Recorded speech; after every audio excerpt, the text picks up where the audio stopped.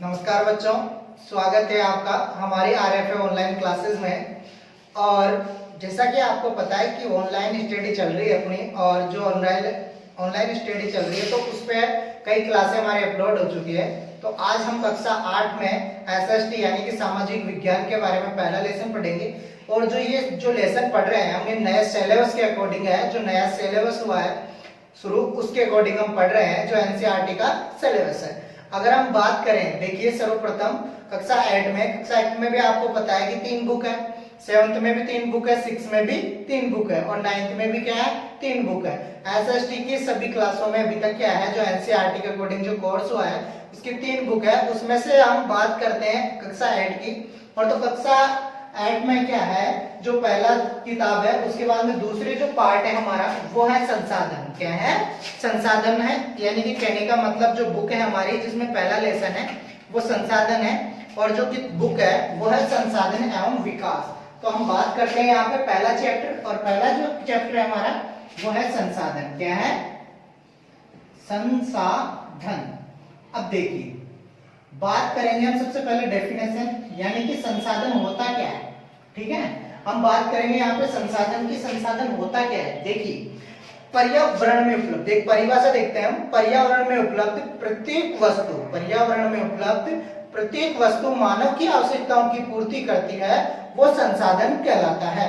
देखिए पर्यावरण में उपलब्ध यानी कि कहने का मतलब पर्यावरण में उपलब्ध, जैसे पेन है तो पेन लिखने की आवश्यकता को क्या है हमारी पूरी कर रहा है। जैसे बेंच है तो बेंच क्या है, बैठने की आवश्यकताओं को क्या कर रहा है, पूरी कर रहा है। तो ये क्या कहलाता है, संसाधन। क्या कहलाता है, संसाधन। देखिए किसे कहते हैं संसाधन की हम बात करते हैं। देखो लिखते हैं यहाँ पर थोड़ा सा संसाधन। देखो पर्यावरण में उपलब्ध प्रत्येक वस्तु जो मानव की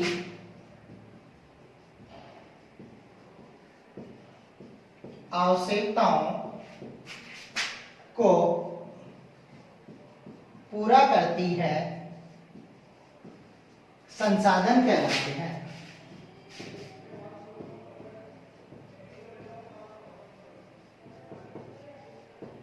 या वह संसाधन कहलाते हैं। देखिए जैसे जल भी क्या है, संसाधन है। भूमि, पेन,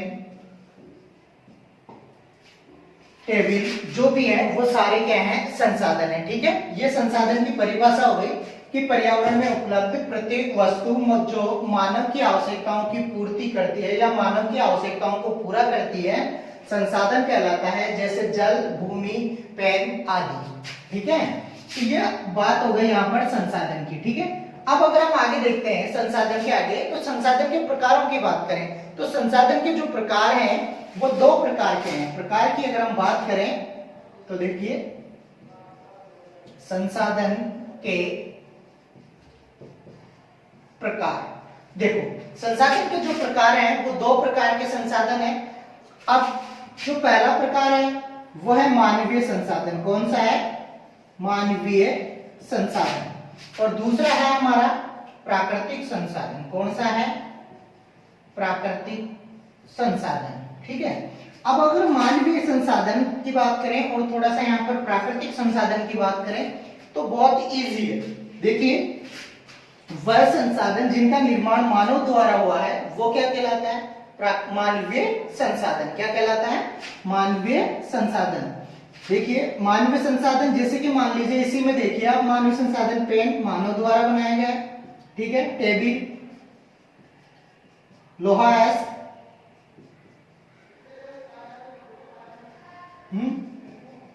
ठीक है। तो कई ऐसे हैं कि जैसे सौर ऊर्जा, तो ये सब क्या है, मानवीय संसाधन है। यानी ऐसे संसाधन जो मानव द्वारा निर्मित होते हैं वो मानवीय संसाधन कहलाते हैं। ठीक है, यहां तक जहां तक आपको समझ में आया होगा। अब आगे देखते हैं हम। अब प्राकृतिक संसाधन की बात करते हैं हम यहाँ पर। किसकी बात करते हैं, प्राकृतिक संसाधन की। वैसे संसाधनों को प्राकृतिक संसाधन यानी वह संसाधन जो हमें सीधे प्रकृति द्वारा प्राप्त हुए हैं। तो प्राकृतिक संसाधन क्या होते हैं? वह संसाधन जो हमें सीधे प्रकृति द्वारा प्राप्त हुए हैं। देखो वह संसाधन जो हमें सीधे क्या है? प्रकृति द्वारा प्राप्त हुए हैं। जैसे जल है, भूमि है, वायु है, ठीक है, खनिज है। तो ये सब क्या है? हमारे क्या है? कौन से संसाधन है? प्राकृतिक संसाधन। यहां तक जब पूरा का पूरा आपको समझ में आया होगा। देखिए एक बार फिर से देख लेते हैं हम संसाधन किसे कहते हैं। तो संसाधन की हमने डेफिनेशन लिखी है कि पर्यावरण में उपलब्ध प्रत्येक वस्तु जो मानव की आवश्यकताओं को पूरा करती है या मानवीय आवश्यकताओं को पूरा करता है तो संसाधन कहलाता है। जैसे कि जल है, भूमि है, पेन है, ये आदि वस्तुएं क्या है? मानव की आवश्यकताओं की पूर्ति करते हैं। ठीक है। अब अगर हम बात करें देखो संसाधन के प्रकारों की, तो संसाधन क्या है? दो प्रकार के होते हैं। तो दो प्रकार में से हमारे पास पहला प्रकार है तो वह है मानवीय संसाधन। ठीक है, ऐसे संसाधन जो मानव द्वारा निर्मित होते हैं मानवीय संसाधन कहलाते हैं। दूसरा हमारे पास है प्राकृतिक संसाधन, यानी ऐसे संसाधन जो सीधे हमें प्रकृति द्वारा प्राप्त हैं। जैसे कि मान लीजिए उदाहरण के लिए जल है, भूमि है, वायु है, खनिज है, चट्टानें हैं आदि का है प्रकृति द्वारा ही हमें प्राप्त है। ठीक है, तो ये प्राकृतिक संसाधन हो गए, ये मानवीय संसाधन हो गए। ठीक है, अब इसके आगे चलते हैं। इसके आगे देखिए, अब अगर प्रकार हमारे हो गए हैं, संसाधन की परिभाषा हो गई है, तो इसमें और भी देखते हैं थोड़ा सा। अब जो संसाधन के जो प्रकार हैं उसमें से दूसरा प्रकार हमने पढ़ा था प्राकृतिक संसाधन। क्या पढ़ा था? प्राकृतिक संसाधन। ठीक है, तो प्राकृतिक संसाधन है उसे दो भागों में वर्गीकृत किया गया है। जो प्राकृतिक संसाधन है, प्राकृतिक संसाधन, तो प्राकृतिक संसाधन है इसे दो भागों में डिवाइड किया गया है। तो जो दो भाग है वो है आपके बुक के अकॉर्डिंग की बात कर रहे हैं, तो वो जो है आपके अकॉर्डिंग एक तो नव्यकरणीय है, एक तो है नव्यकरणीय और दूसरा है हमारे अनव्यकरणीय। कौन सा है? अनव्यकरणीय। नव्यकरणीय हो गया, अनव्यकरणीय। ठीक है, तो नव्यकरणीय और अनव्यकरणीय हमारे क्या हो गए? परिभाषा हो गई, कहने का मतलब प्रकार हो गए। तो जो प्राकृतिक संसाधन है उसके दो प्रकार हैं, एक तो नव्यकरणीय और एक अनव्यकरणीय। ठीक है, देखो आपको नाम से पता चल रहा है नव्यकरणीय और अनव्यकरणीय। ठीक है, देखो ऐसे देखें हम कि ऐसे संसाधन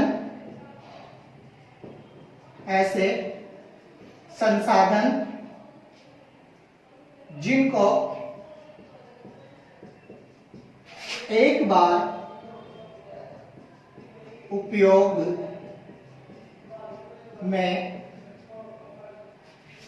उपयोग में लिए जाने के बाद भी उपयोग में लिया जा सकता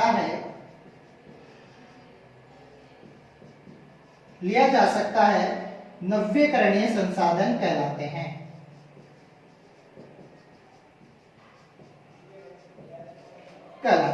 ठीक है, नव्यकरणीय संसाधन कहलाते हैं, यानी कि ऐसे संसाधन जिनको एक बार उपयोग में लिए जाने के बाद भी क्या है? उपयोग में लिया जा सके। यानी कि कहने का मतलब जैसे सौर ऊर्जा है,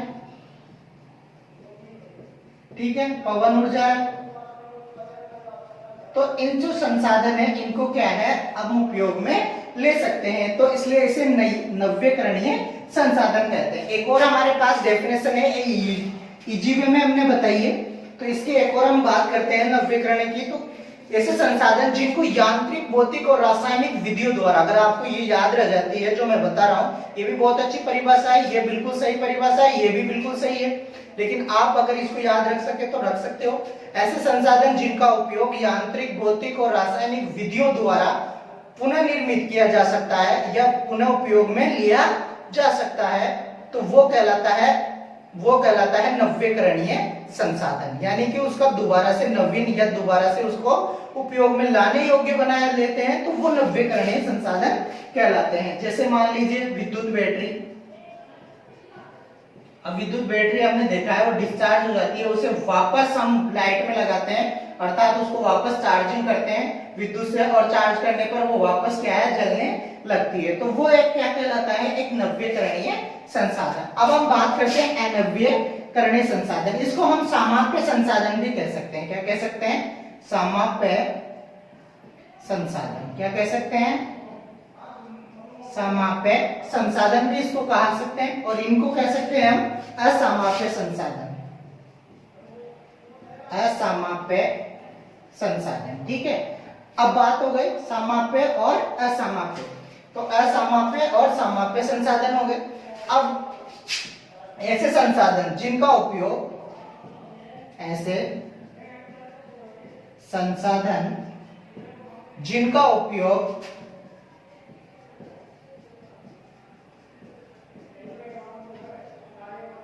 केवल एक बार किया जाता है, अनवीकरणीय संसाधन कहलाते हैं। इनका उपयोग सिर्फ एक बार ही किया जाता है, जैसे कि पेट्रोलियम,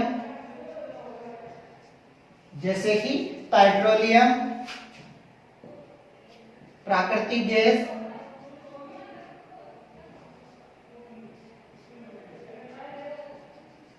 तो ये क्या है, अनवीकरणीय संसाधन है। ये भविष्य में आने वाले समय में क्या है, समाप्त हो सकते हैं। क्यों? अनवीकरणीय संसाधन, ठीक है, तो ये भविष्य में आने वाले समय में क्या है, समाप्त हो सकते हैं, ठीक है। तो ये नवीकरणीय संसाधन हो गए और अनवीकरणीय संसाधन हो गए। अगर हम इसकी परिभाषा की बात करें जो मैंने बताई थी कि वह संसाधन जिनको यांत्रिक, भौतिक और रासायनिक, वह संसाधन जिनको यांत्रिक, भौतिक और रासायनिक विधियों द्वारा पुनर्निर्मित नहीं किया जा सकता, तो वो तो अनवीकरणीय हो जाते हैं। अगर पुनर्निर्मित नहीं कर रहे हैं हम, तो वह अनवीकरणीय हो जाते हैं। अगर पुनर्निर्मित कर दिया गया या किया जा सकता है, तो वो नवीकरण में डिवाइड हो जाता है। आपके एड क्लास में सिर्फ इतने ही प्रकार दे रखे हैं, बाकी अन्य क्लासों में जो आगे है बड़ी क्लास है उनमें और भी प्रकार है संसाधनों के, समाप्यता के आधार पर, उपयोग के आधार पर। लेकिन आपके जो कोर्स है उसमें सिर्फ प्रकृति के आधार पर दो प्रकार के संसाधन थे। पहले संसाधनों के प्रकार थे, संसाधनों के प्रकार में हमने पढ़ा था मानवीय संसाधन और प्राकृतिक संसाधन। उसके बाद में हम बात करेंगे प्राकृतिक संसाधन की। तो प्राकृतिक संसाधन को भी दो भागों में विभाजित किया गया था, एक तो नवीकरणीय और दूसरा था हमारे पास अनवीकरणीय, ठीक है। तो नवीकरणीय संसाधन हमने पढ़ लिया, ऐसे संसाधन जिनको एक बार उपयोग में लेने के बाद भी क्या है, दोबारा उपयोग में लाया जा सकता है, तो वो नवीकरणीय संसाधन कहलाता है। अगर अनवीकरणीय संसाधन की अगर हम बात करें तो सिंपल सा है, ऐसे संसाधन जिनका उपयोग केवल एक ही बार किया जाता है, इनको दोबारा उपयोग में नहीं लिया जाता, तो वो क्या कहलाता है, अनवीकरणीय संसाधन। जैसे कि पेट्रोलियम है, एक ही बार जलाने के बाद दोबारा से उपयोग में नहीं लिया जाता है। जैसे प्राकृतिक गैस है, तो ये क्या हो गए, एग्जाम्पल हो गए। जैसे नवीकरण के अगर हम एग्जाम्पल की बात करें तो देखिए सौर ऊर्जा है, पवन ऊर्जा है, ठीक है। जहां तक आपको अच्छी तरह समझ में आया होगा। आगे देखते हैं हम संसाधनों के बारे में ही। अब ज्यादा बहुत ही सिंपल है, आराम से आप बैठ के याद कर सकते हो। बुक अपने पास रखिए और आराम से जैसे ही समझते हैं आप एक बार बुक को पढ़िए, अच्छी तरीके से आपको समझ में आएगा, ठीक है। अब इसके बाद में हम आगे देखते हैं। तो आगे संसाधनों के प्रकार की बात है, तो संसाधनों के प्रकार के अलावा अगर हम बात करें, एक और शब्द आता है संसाधन संरक्षण। संसाधन संरक्षण, ठीक है। तो ये जो संसाधन संरक्षण की अगर हम बात करें तो संसाधन संरक्षण किसे कहते हैं? देखो, संसाधन संरक्षण का मतलब हम समझाएंगे, बचाव, यानी बचाव को क्या कहते हैं, संरक्षण कहते हैं। तो देखिए संसाधन और संरक्षण सीधी बात है, संसाधन बचाना ही क्या कहलाता है, संरक्षण कहलाता है। ठीक है, तो अगर हम संरक्षण की बात करें इसमें देखिए, तो देखिए इसको कैसे कह सकते हैं कि वह संसाधन, किसे कहते हैं, वह संसाधन जिनको आवश्यकता के अनुसार, यानी उन संसाधनों को आवश्यकता के अनुसार खर्च किया जाए या आवश्यकता के अनुसार ही उपयोग में लिया जाए, तो वो क्या कहलाता है, संसाधन संरक्षण। यानी जरूरत के अनुसार ही। हम जैसे कि कई बार हम देखा है कि जल गिरनाते रहते हैं, नल चालू कर देते हैं और नल चलता रहता है, हम लोग इधर उधर ध्यान नहीं देते, पानी को वेस्टेज करते हैं। तो पानी भी क्या है, एक संसाधन है। क्या है, संसाधन है। उसका उपयोग हमें सही तरीके से करना चाहिए। तो यानी कि उसका उपयोग, संसाधन को सही तरीके से या संसाधन का सही तरीके से उपयोग करना या संसाधन को सही तरीके से उपयोग करते हैं तो वो क्या कहलाता है, एक तरीके का संरक्षण कहलाता है। ठीक है, अब सतत विकास की बात करें, सतत विकास आगे आपके इसी टॉपिक में है ये भी पॉइंट। तो सतत विकास क्या होता है, देखो सतत विकास का मतलब है कि संसाधनों का संरक्षण करके और भावी पीढ़ी मतलब आने वाली पीढ़ी, यानी कहने का मतलब आने वाली पीढ़ी के लिए क्या है, उपयोग में लाया जाए या आने वाली पीढ़ी के लिए छोड़ा जाए, बचाया जाए, तो वो क्या कहलाता है, सतत विकास। क्या कहलाता है, सतत विकास। ठीक है, तो ये है आपके संसाधनों के बारे में। एक और आपके शब्द आता है इसमें, प्रौद्योगिकी। प्रौद्योगिकी का मतलब होता है वस्तु है, वस्तु का क्या है, नवीन आविष्कार करना। क्या कहलाता है, वस्तु का नवीन